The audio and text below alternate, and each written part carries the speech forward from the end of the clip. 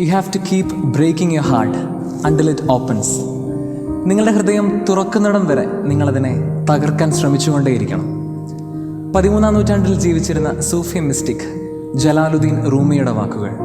ജീവിതത്തിൽ ഒരിക്കലെങ്കിലും broken hearted ആവാത്ത ആരാണുള്ളതല്ലേ? ഒന്ന് ചോദിച്ചു നോക്കിയാൽ എല്ലാവർക്കും ഉണ്ടാകും ചില നഷ്ടപ്രണയങ്ങളെക്കുറിച്ചുള്ളതോ, ജീവിതത്തിൽ നിന്നും മരണപ്പെട്ടു പോയ ചില പ്രിയപ്പെട്ടവരെക്കുറിച്ചുള്ളതോ, ചില തോൽവികളെക്കുറിച്ചുള്ളതായ കഥകൾ. ജീവിതത്തിൽ നിങ്ങൾ കണ്ടിട്ടുള്ള ഏറ്റവും സ്നേഹമുള്ള, കരുണയുള്ള, അനുകമ്പയുള്ള, തുറവയുള്ള മനുഷ്യരെ ഒന്ന് മനസ്സിലേക്ക് കൊണ്ടുവരാമോ?